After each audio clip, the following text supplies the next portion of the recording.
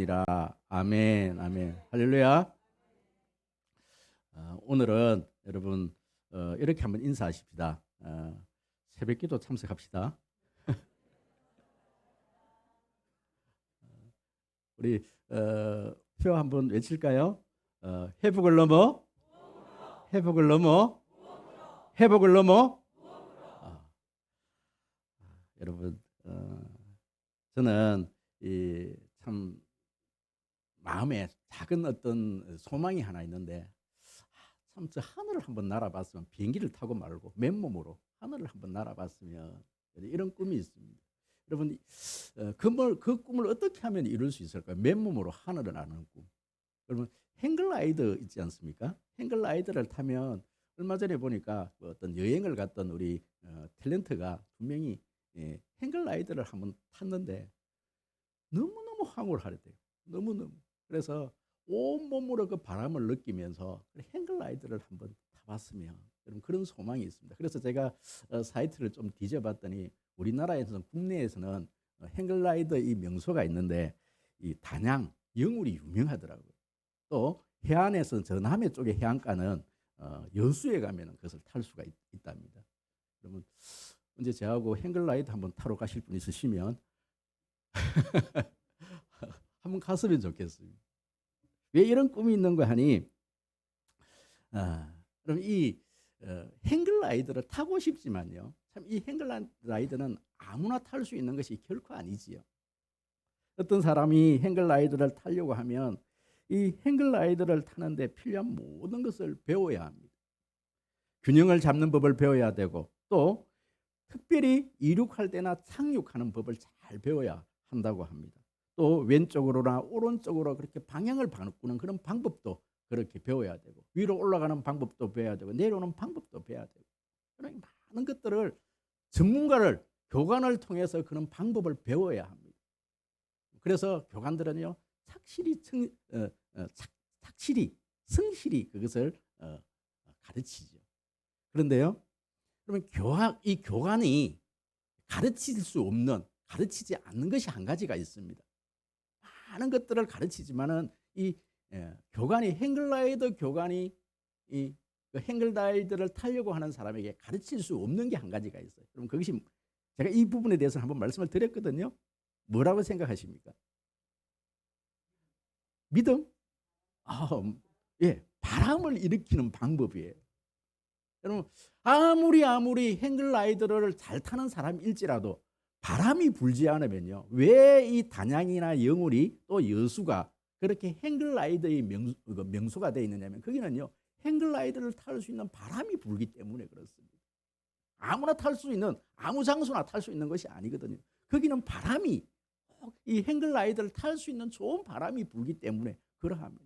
그런데요, 이 교관이 가르쳐 줄 수 없는 것이 뭐냐면, 바람을 일으키는 방법, 바람을 불게 하는 방법은요, 가르칠 수가 없는 거예요. 여러분, 이 바람의 영역은 누구의 영역? 하나님의 영역입니다. 그러면 이륙하는 법, 착륙하는 법, 왼쪽으로 가는 법, 오른쪽으로 가는 법, 이런 법들, 행글라이더를 타는 법은 가르칠 수 있지만요, 바람을 일으키는 법은 그 누구도 가르칠 수가 없다라는 것이죠. 여러분, 왜 제가 이 행글라이더를 타고 싶은가? 이 행글라이더 타는 방법이 너무나 이 부흥의 방법하고 기도하는 방법하고 너무나 꼭 닮아 있기 때문에 그렇습니다. 바람은 하나님이 만드시고 사람은 그 바람을 타는 것입니다. 교회의 성장이나 부흥은 이 행글라이더를 타는 원리와 똑같습니다. 교회의 부흥은 사람이 만들어내는 것이 결코 아니지요. 교회 부흥은 어떤 프로그램이나 마케팅이나 단체주로 이루어지는 것이 결코 아닙니다. 개중에는 교회를 부흥시키겠다고 생각할 수 있으나, 많은 어떤 목회자들이 내가 뭔가를 할 수 있다 이렇게 생각하지만요, 절대 그렇게 할 수가 없습니다. 교회는 하나님만이 부흥시킬 수 있습니다. 교회의 바람은, 부흥의 바람은 하나님께서 하시는 거예요. 여러분, 부흥이 무엇입니까? 부흥은 다시 살아나는 것, 죽은 영혼이 다시 살아나는 것, 마른 뼈가 다시 살아나는 것, 넘어져 있는 또 막혀 있는 내 경제가 다시 살아나는 것. 내 병들어 있는 육체가 다시 살아나는 것. 이것이 부흥이지요. 그리고 이 부흥은 살리는 일은요, 내 영역이 아니에요. 하나님 영역입니다. 그럼에도 불구하고 그렇다면 목사님, 우리가 할 수 있는 일이 뭡니까? 바라면 일으키는 영역은 하나님의 영역. 우리 인간의 영역은 어디인가? 무엇인가? 여러분, 두 가지로 요약을 해드립니다. 인간이 할 수 있는 것은 바로 부흥의 바람을 구별하는 것. 이 바람이 정말 부흥의 바람인지 성령의 바람인지 나쁜 바람인지. 여러분, 행글라이드를 타게끔 하는 이 교관은요, 항상 이렇게 보면은 이렇게 먼지 같은 걸 이렇게 날려보죠. 이 지푸라기를 이렇게 쭉 해서 손을 들고 날려보죠. 뭘 보는 거예요? 바람의 방향과 바람의 세기를 날려보는 거예요. 여러분, 이 바람 가운데 잘못 띄웠다가는 바람이 너무 세도 이 행글라이더를 띄울 수가 없는, 사람이 죽는 거예요. 너무 약해도 띄울 수가 없는 거예요. 사람의 영역이 뭐냐면 이 바람을 구별하는 거예요. 내가 지금 이 행글라이더 이 산꼭대기에서 뛰어내려야 될지 말아야 될지 그 바람을요 분별하는 것은 누가 해야 되는 일이에요? 그건 인간이 해야 되는 일이에요. 하나님, 그거는 하나님은 바람을 일으키시는 분은 하나님이시지만 그 바람을 분별하는 것은 누가 할 일? 우리가 할 일, 내가 할 일. 또 한 가지입니다. 부흥을, 그 바람을 준비하는 것. 여러분, 그 바람을 탈 수 있는 준비는 누가 하는 일? 우리가 하는 일이란 말씀이죠. 여러분, 이륙을 하는 법, 착륙을 하는 법, 오른쪽으로 가게 하고 왼쪽으로 가게 하고, 숙련된 훈련을 통해서 반복을 통해서 계속된 반복을 통해서 어설프면 안 되는 거예요. 아주 숙련된 어떤 그런 기술을 익히는 것은 누가 하는 일이다? 사람이 하는 일, 우리가 해야 될 일입니다. 그럼 그렇다면 신앙생활에서 우리가 부흥을 경험하기 위해서 우리가 해야 될 영역은 무엇입니까? 그리스도인의 신앙 생활인 것이죠. 기도에 능숙해야 되는 거예요. 말씀에 능숙해야 되는 거예요. 여러분, 그렇게 바람을 일으킬 때, 여러분, 하나님께서 그 바람을 일으킬 때 그 바람에 내 몸을 맡길 수 있는 사람은요, 그렇게 능숙하게 훈련되어 있는 사람만 그 부흥을 경험하게 된다라는 말씀입니다. 할렐루야. 그런 의미에서 여러분, 오늘 이 본문에 보시면요, 여러분 본문 41절 우리 큰 소리를 한번 읽어볼까요? 여기는 앞에는 없습니다. 41절 큰 소리로 시작. 그 말을 받은 사람은 세례를 받음에 이날의 신도의 수가 3,000이나 더하더라. 3,000명이 한꺼번에 부흥을 했다는 말씀이죠. 여러분, 부흥은 사람이 숫자가 늘어나는 것도 부흥입니다.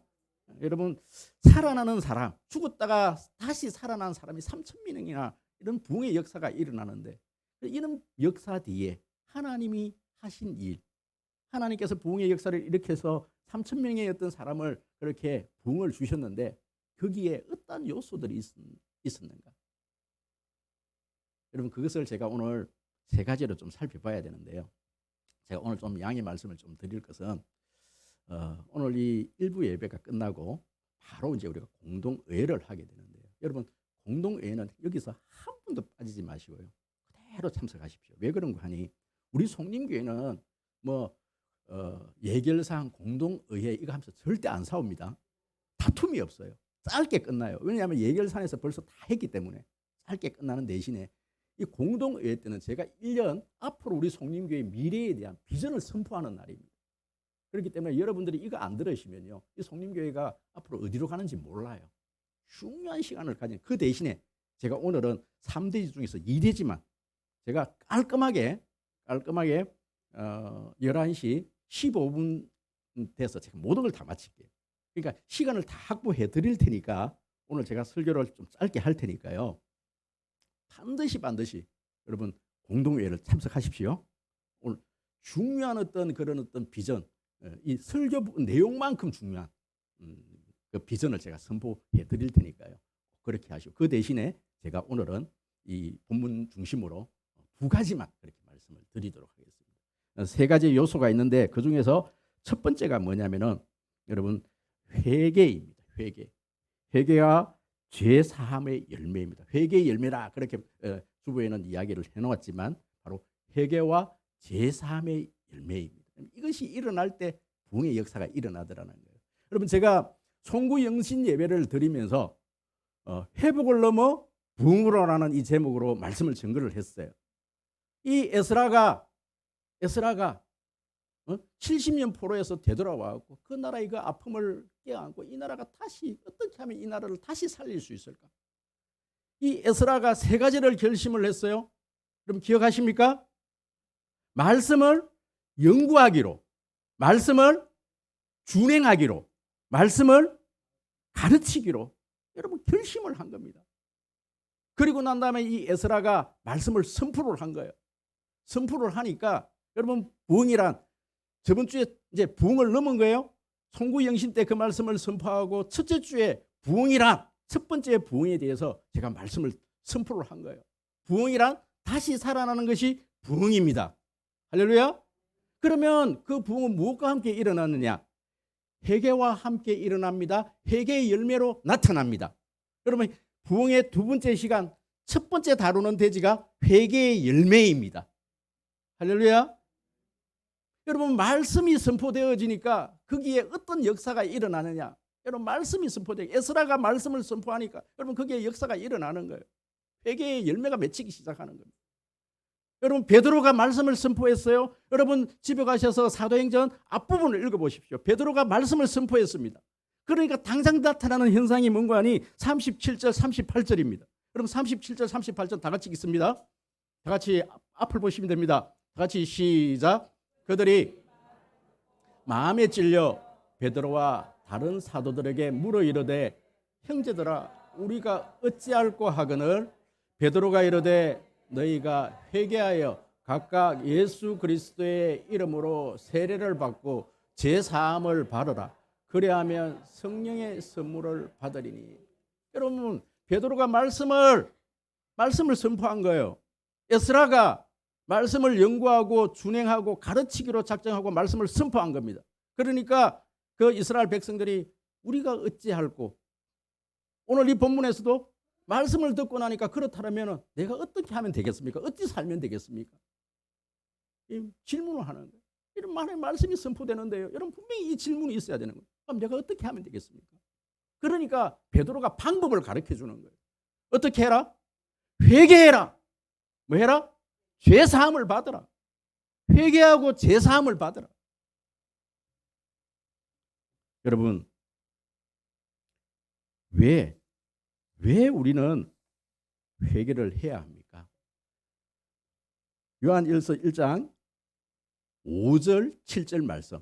요한일서 1장 5절 말씀 다 같이 읽도록 합니다. 시작. 빛이 어둠에 비치되 어둠이 깨닫지 못하더라. 하나님께로부터 보내심을 받은 사람이 있으니 그의 이름은 요한이라. 그가 증언하러 왔으니 그 빛에 대하여 증언하고 모든 사람이 자기로 말미암아 믿게 하려 함이라. 아멘 아멘. 여러분 빛은요. 빛은 절대 어둠과 같이 할 수가 없습니다. 여러분 죄는 빛과 함께 할 수가 없습니다. 우리의 죄는 여러분 빛이 들어오면 저절로 사라지는 겁니다. 왜 우리가 회개를 해야 되느냐? 회개의 열매가 맺어야 되느냐? 여러분 회개 없이는요 하나님 자녀가 될 수 없기 때문에 그렇습니다. 반드시 회개를 통해서만 하나님께로 나아가는 거예요. 여러분 그런데 여기서 많은 이제 의문들을 가지는 것이죠. 의문들을 가지는 것이죠. 하나님의 자녀가 된 우리가 또다시 회개를 해야 합니까? 이런 질문이에요. 여러분 하나님이 우리가 자녀가 되었습니다. 우리 또 회개를 해야 합니까? 해야 합니까? 해야 합니다. 여러분 우리가 하나님 앞에서 회개받은 그 회개 한 번은 예수님께서 이 마가의 다락방에서 예수님께서 질문을 하셨어요. 제자들에게. 아니요. 그 내용이 아니네요. 예수님께서 십자가를 지시기 전에 마가의 다락방에서 예수님께서 허리에 수건을 두르시고 제자의 발을 씻기셨어요. 그랬더니 이 베드로가 손을 흔들면서 예수님 그럴 수 없다고. 내 발을 씻기지 못한다고. 그때 예수님께서 이런 말씀하셨어요. 내가 너를 씻어주지 아니하면 내와 아무 상관이 없다. 너하고 내하고는 이제 아무 남남이다. 이렇게 얘기하니까 베드로가 뭐라 그럽니까? 그럼 예수님 제 몸 전체를 다 씻어주십시오. 예수님 뭐라 말씀하십니까? 한 번 목욕한 사람은 발만 씻으면 된다. 여러분 여기서 신학적으로 한 번 목욕한 사람은 어떠한 사람? 원죄가 해결된 사람, 구원받은 하나님의 자녀. 여러분 이것은 한 번으로 끝나는 거예요. 우리는 예수 믿는 그 순간에 우리의 모든 원죄의 문제, 아담이 지었던 우리가 태어나면서부터 가지고 있는 그 죄가 해결된 줄 믿습니다. 그 회개의 열매가 벌써 맺혀 있어요. 그것은 우리가 이 자리에 나왔다는 것은 그 문제가 해결되지 않는 사람이 이 자리에 나와서 예배 드릴 수가 없어요. 우리가 그 문제가 해결됐다라는 증거는 뭐냐면 하나님을 아버지로 부를 수 있는 것은 조금 이따가 제가 설명을 합니다. 성령 세례와 성령 충만에 대해서. 우리는 성령 세례를 받은 자입니다. 이 자리에 나왔다는 것은 그 문제는 여러분 온몸이 씻기는 것, 온몸이 목욕한 자, 원죄 이 죄 문제는 해결되었습니다. 그렇다면 발만 씻는 것, 매일매일 또 해결을 해야 되는 것은 뭐냐면은 자범죄, 다윗이 말하는 내가 지금 짓고 있는 죄. 시편 19편 13절에 다윗은 이렇게 이야기합니다. 또 주의 종에게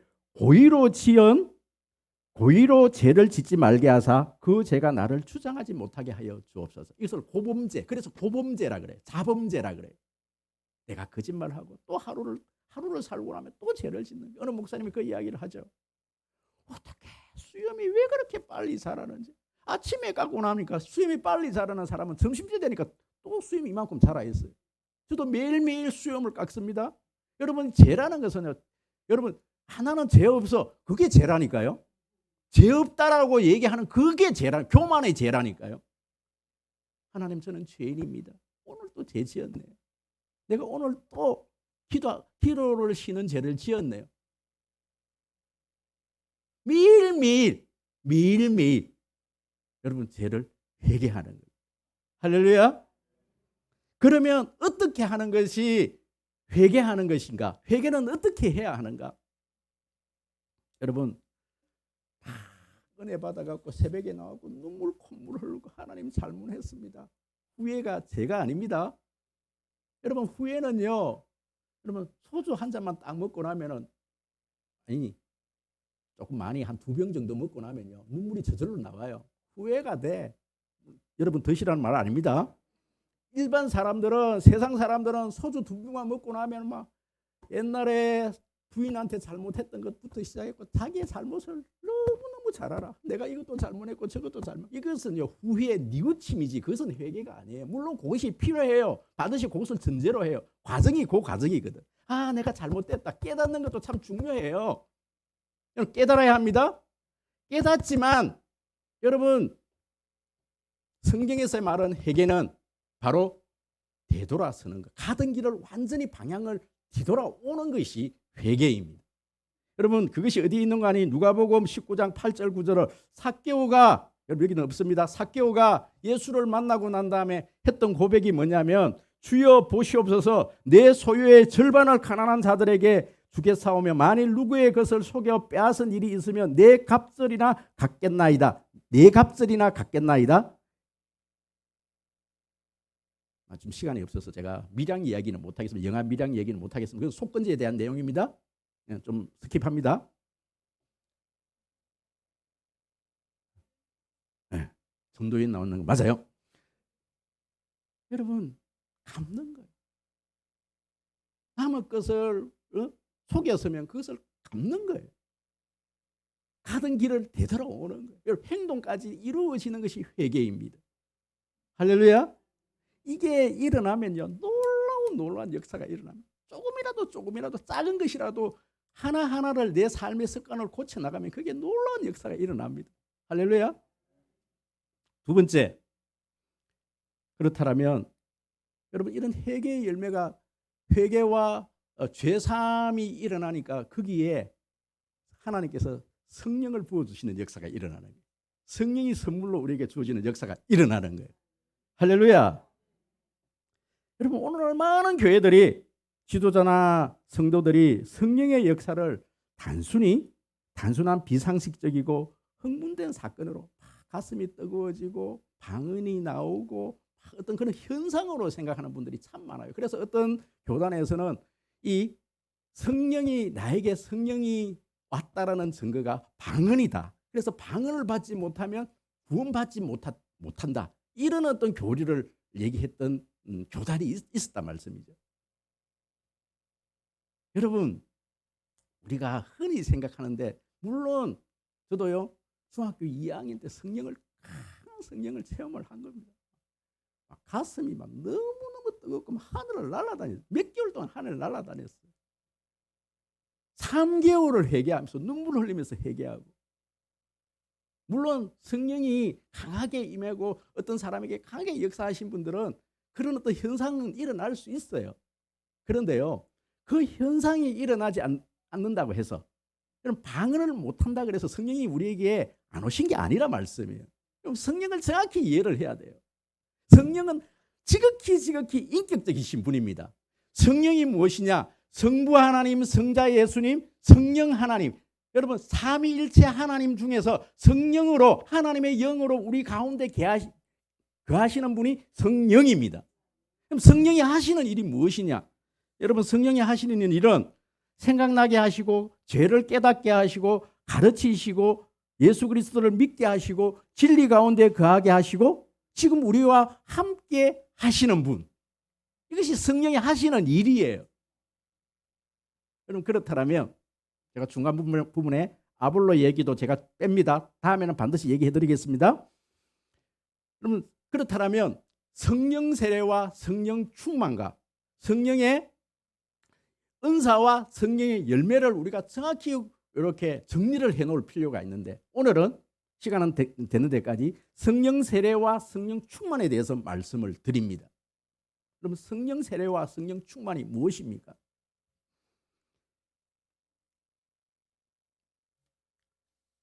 많은 성도들이 이것을 좀 혼란스럽게 생각을 합니다. 이것은 잘 구분을 잘 짓지를 못합니다. 그래서 제가 오늘 구분을 좀 해드리려고 합니다. 일단 성령 세례는 세 가지로 말씀을 드립니다. 모든 성도들이 당연하게 경험하는 사건으로 보편성을 가진다. 설명을 해드립니다. 조금 있다가. 두 번째, 구원의 순간에 단 한 번에 일어나는 사건이다. 단회성이다. 세 번째, 하나님께서 나를 그리스도의 몸과 그리스도 안에 거하게 하시는 것이다. 그럼 이것이 성령 세례입니다. 그럼 이게 무슨 말씀인가 하니? 하나님의 자녀라면 모든 사람들이 경험하는 거예요. 그럼 하나님의 자녀가 아니면 이 경험이 없으면 성령 세례를 경험하지 못하면 하나님의 자녀가 될 수가 없습니다. 그런데 이것은 보편성을 가지지만 뭐다? 단회적이다. 한 번으로 끝납니다. 성령 세례는 한 번으로 끝납니다. 할렐루야. 우리는 그 성령 세례가 있었기 때문에 우리가 하나님의 자녀가 된 거예요. 사실은 하나님의 자녀가 어떻게 되느냐면 물 세례와 성령 세례가 성령 세례를 통해서 되는데 사실 물 세례는 그냥 예식이에요. 예식. 우리 한국에서는 이것을 6개월 예수를 믿고 난 다음에 6개월 지나고 학습을 받고 또 학습을 받고 난 다음에 또 6개월이 지나서 세례를 받지만 여러분 성경에는 그렇지 않습니다. 이디오피아 그 내시가 바로 성령 받고 그 자리에서 바로 세례를 받는 거예요. 물과 성령으로 받는데 여러분 이 세례 우리가 받는 이 세례를 받기 전에 먼저 성령이 우리 마음속에 찾아오시는 거예요. 그래서 우리는 성령 세례라 그렇게 이야기를 합니다.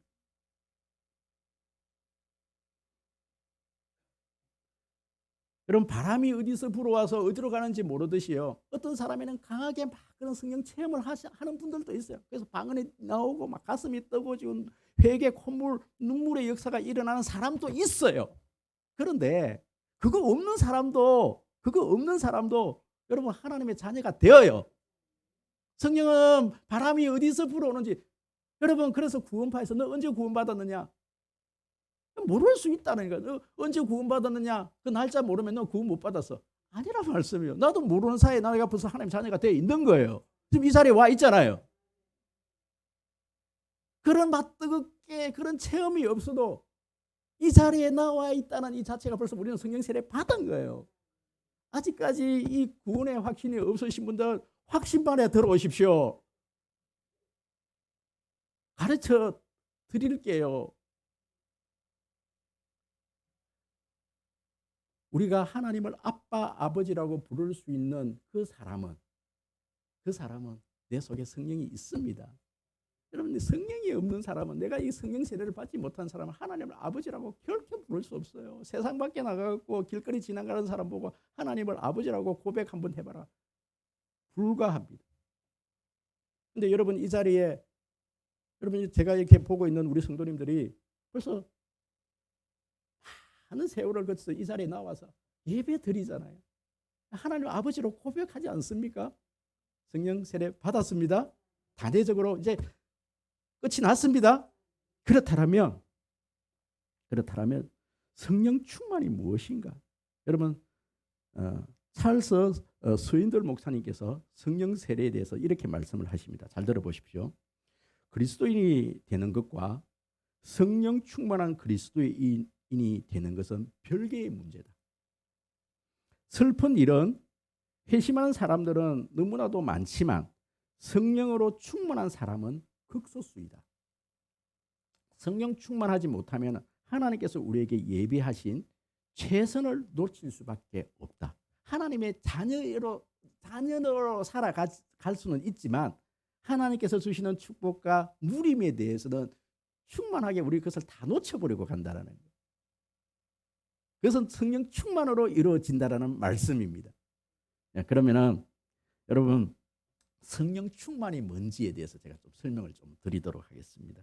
여러분, 그것은 에베소서 5장 18절과 21절 말씀 우리가 좀 살펴봐야 합니다. 여러분, 한번 읽어볼까요? 다 같이 시작. 앞에 보시면 됩니다. 오직 성령으로 충만함을 받으라. 시와 찬송과 신령한 노래로 서로 화답하며 너희 마음으로 주께 노래하며 찬송하며 범사에 우리 주 예수 그리스도의 이름으로 항상 하나님께 감사하며 피차 복종하라. 아멘, 아멘. 사도 바울이 에베소 교인들에게 술 취하지 말라. 이는 방탕한 것이니 오직 성령으로 충만함을 받으라 하셨는데, 사도 바울이 에베소 교회에서 왜 이런 말을 했느냐면, 지금 에베소 교회에 있는 이 성도들은 이교도에 빠져 있는 거예요. 이방 종교에 빠져 있는 거예요. 그 이방 종교에서 그 이방 종교를 예배하는 방법이 뭐냐면은 이 사제들이 또 그 신도들이 술을 먹고 춤을 추는 행위가 그들의 예배 방식이었습니다. 얼마만큼 술을 많이 먹고 현란하게 춤을 추느냐에 따라서 그들의 예배가 경건한 예배가 되어지는 거예요. 이방 종교의 예배는 그렇습니다. 지금 에베소 교회가 그 이방 종교에 빠져 있는 거예요. 그러니까 이것을 설명하려고 에베소 교회 교인들에게 성령은 그런 것이 아니고 술 취하지 말고, 현상은 비슷하게 일어나는데 술 취하지 말고 뭐에 취해라? 성령에 취해라. 성령 받으면 그들이 이해하는 방식은 그 방식인 거예요. 술 먹고 그렇게 춤을 춰서 하나님께 찬양하는 것이 아니라 뭐 해서? 성령에 붙들려서 그렇게 하며, 술을 안 먹고도 그렇게 할 수 있으면 그것이 성령 충만한 것이다. 할렐루야.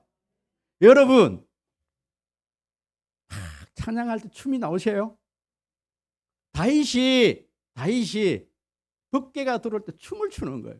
미갈이 막 그걸 보고 저주를 했죠. 여러분, 예배 드리는 가운데 여러분 기쁨이 막 춤추고 싶은 마음의 어떤 그런 기쁨이 막 솟아납니까? 지금 아멘이 약하신 분들은요, 아직 성령 충만하게 못 받아서 그런 거예요. 말씀이 충만하고 하면 여러분 이게 아멘 이렇게 나와요. 안 나오죠? 아멘 나온다니까요. 안 나온다니까지. 아멘 나온다니까요. 더 큰 소리로 나온다니까요. 안 나온다니까. 지금은 성령 충만이 안 받아서 그렇다니까요. 가슴이 뜨거워서 견딜 수가 없는. 여러분, 여러분들이 술을 안 마셔봤기 때문에 그렇습니다. 술 취한 사람만 봐서 정말 술을 제대로 먹어본 사람은 그것을 아는 거예요. 술의 기쁨을 아는 사람. 근데 사실은 저는 술의 기쁨을 누려보지를 못했습니다. 못 누려봤어요. 여러분 보십시오. 예를 들어서 설명합니다. 세숫대야에 스펀지를 가지고 물에 잠궜습니다. 여러분 이게 뭡니까? 스펀지를 물에 잠그는 것까지는 뭡니까? 성령 세례입니다. 여러분 세례의 뜻이 뭐냐면은 물에 잠근다라는 뜻을 가지고 있거든요. 스펀지를 물에 잠기는 행위까지는 우리는 세례다, 성령 세례다. 그냥 충만이 뭐냐? 여러분 스펀지를 가만히 놔두면 거기에 뭐가 스며듭니까? 이 물이 바로 성령인 거예요. 예를 드는 겁니다. 물이 스펀지에 이렇게 스며드는 거예요. 그런데 그게 이 스펀지를 손을 가지고 꾹 눌려보면 그 스펀지를 꾹 눌려보면은 그 물이 쭉 빠져버려요. 여러분 그런데 이 주먹을 스펀지를 잡았던 이 주먹을 쭉 놓으면 어떻게 됩니까? 다시금 물이 스펀지 속으로 쑥 들어가는 거예요. 여러분 스펀지를 꾹 짜고 성령이 쭉 빠져버린 이 상태에서 성령 충만은 뭐냐면 이것을 손을 쭉 놓아버리면 거기에 물이 쑥 스며드는 상태. 그것을 뭐라 그런다? 충만이다. 충만이다. 할렐루야. 여러분 이것이 뭐냐면은 성령 충만의 어떤 핵심은 뭐냐면 내 삶의 주도권을 하나님께 완전히 맡겨드리는 거예요. 내 모든 삶의 생각과 내 주도권을 놓아버리는 거예요. 할렐루야. 내 모든 삶의 주도권을 하나님께 놓아버리는 행위. 여러분 이것이 바로 성령 충만입니다. 절대 내가 주관하지 않습니다. 내 삶의 모든 주도권은 하나님께 있습니다. 이것이 성령 충만입니다. 여러분 그렇다면 여러분 이 성령의 은사와 성령의 열매가 뭐냐? 성령의 은사와 성령의 열매가 뭐냐? 고린도전서 12장 고린도 교회는요 성령의 은사가 많았던 교회예요. 가르치는 은사, 병 고치는 은사, 방언하는 은사, 방언 통변하는 은사. 그런데 이 고린도 교회는요 매일 싸워. 심심하면 싸워. 늘 다퉈. 여러분 은사는 여러분 일을 할 때 필요한 거예요. 이것은 있을 수도 있고 없을 수도 있는 거예요. 일 잘하는 사람들은 자꾸 싸우면서 일해. 여러분 이것은 육체적인 그런 어떤 재능이 많아도 이 은사가 될 수 있어요. 그런데 여러분 성령의 열매는 하나님의 성품입니다. 내적인 변화로 나타나는 열매입니다. 그래서 갈라디아서에서 성령의 열매는 사랑과 희락과 화평과 오래 참음과 자비와 양선과 충성과 온유와 절제니 9가지 열매를 얘기를 하는 거예요. 이것은 성품으로 드러나는 거예요. 이런 갈라디아서에서 육의 사람과 영의 사람을 쭉 설명하면서 뭐냐면 너희들이 성령의 열매를 맺고 싶으냐? 그러면 성령에 따라 살아가거라. 그러면 당연히 거기에 너희 성품이 바뀌고 이런 열매들이 맺힌다. 여러분 교회는 리더자들은 교회는 은사도 있어야 되지만 은사만 가지면 자꾸 싸워요. 다퉈요. 육이 드러나게 돼 있어요. 그런데 교회가 성숙해지고 진짜 실질적으로 열매가 있으려고 하면 뭐가 있어야 돼요? 성령의 열매가 있어야 돼요. 내적인 변화가 있어야 돼요. 할렐루야. 마쳐야 됩니다. 마쳐야 되는데 1분만 딱 더 사용합니다. 마지막 이 하나님이 하시는 일이 바로 기도인데요. 기도는 지금 우리 송림교회에서 지금 일주일째 지금 기도 학교를 했어요. 그래서 제가 60권을 복사를 했는데 지금 50권이 나갔어요. 52권 정도가 나갔어요. 그런데 나머지 8권이 누구냐면 우리 중고등부 학생들이에요. 우리 부모님들 이 아이들이 막 힘들고 어렵다 하잖아요. 그런데 지금 우리 애들도 그랬어요. 작년까지만 해도 도대체 이 기도 학교를 죄송합니다. 어느 놈이 만들어 나들으라고. 그런데 올해는 완전히 달라졌어요. 그래서 하나님께서 역사를 시작하셨어요. 할렐루야. 진짜 여러분 하나님께서 지금 많은 일들을 지금 많은 분들한테 좀 좋은 일이 아니에요. 창조적 파괴 말씀드렸죠. 반드시 하나님께서는 새롭게 세우기 위해서는 하나님을 부셔야 되거든요. 부수는 작업을 하는데 그 작업이 너무 아픈 거야. 막 사고가 일어나고요. 막 회사가 망하고요. 막 이런 일들이 일어나.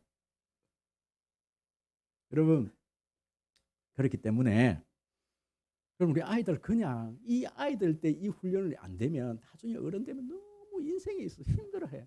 지금 힘들어 뿌리면 나중에서 무슨 문제가 딱 터지면요. 그랬지. 우리 아버지가 우리 엄마가 나를 그 기도의 자리에 데려갔지. 여러분 지금 엄마 아버지들이 같이 아이들과 기도의 자리에 나오고 눈물 흘리지 않으면 나중에 피눈물 흘립니다. 훈련시키십시오. 그리고 나머지 세 번째 대지는 내일 새벽에 다 말씀드리겠습니다. 그리고 앞으로 남은 3주 동안 기도에 대해서는 다 말씀드리겠습니다.